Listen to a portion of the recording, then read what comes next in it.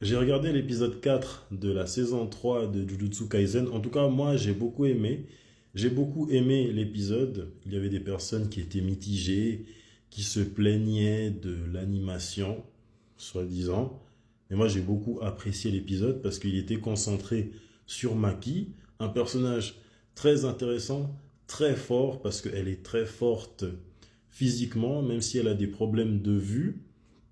Un épisode très touchant, un épisode concentré sur le massacre. Il y avait quelques comparaisons entre Maki et Itachi, qui vient lui aussi d'un clan très célèbre dans l'histoire des animés.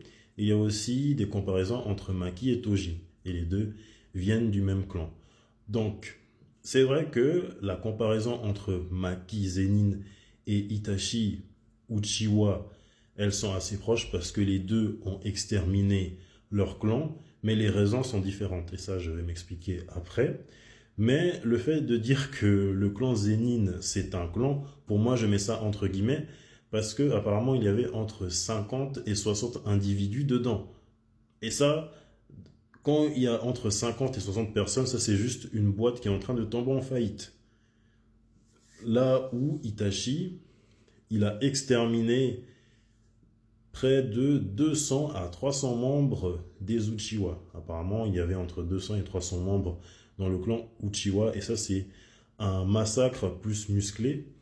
Et le rapprochement, la comparaison entre Maki Zenin et Toji Zenin, bah, elle est là, les deux viennent du même clan, les deux ont une très grande force physique, et leur force physique comble le fait ils ne peuvent pas percevoir l'énergie occulte. Les deux ont été très maltraités par le clan Zenin, là où Toji est parti refaire sa vie. Maki, elle est venue prendre des vies.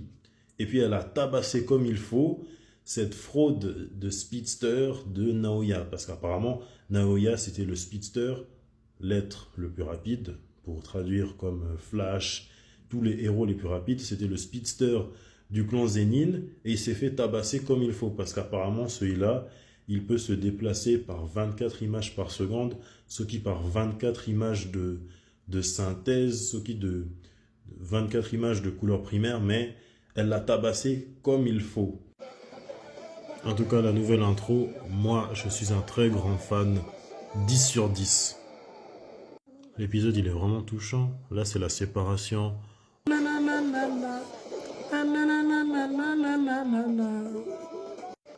Ça, c'est grosse fatality, comme dans Mortal Kombat. Et elle lui a explosé le crâne, façon X-Ray. Non, mais ça, c'est fatality façon Mortal Kombat.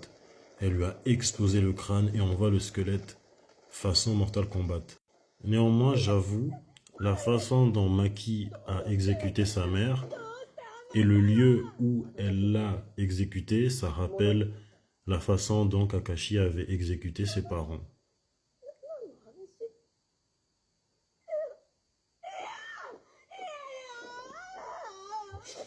Par sang-froid. Même s'il y a un rapprochement entre Itachi Uchiwa et Maki Zenin, car les deux à eux seuls avaient exterminé leur propre clan, les deux les ont fait pour des motifs différents. Itachi, pour commencer, il a été contraint d'exterminer son propre clan par ordre de Danzo, parce que le clan Uchiwa commençait à devenir trop dangereux. Le clan Uchiwa avait prévu de faire un coup d'état contre Konoha. Maki, quant à elle, elle a exterminé son clan cependant sous aucune contrainte.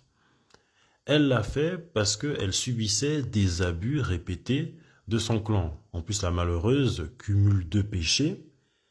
Elle n'a pas d'énergie occulte et elle est une femme. Les femmes dans le clan Zenin n'ont aucune valeur. Elles sont constamment rabaissées et on disait souvent à Maki qu'elle était faible. Considérée comme trop faible, et contrairement à Toji, elle n'a pas été expulsée du clan Zenin. Par contre, elle a été maintenue au plus bas de l'échelle. Maki était considérée comme une ratée, tout comme Toji était considéré comme un raté. Il y a beaucoup de comparaisons entre les deux.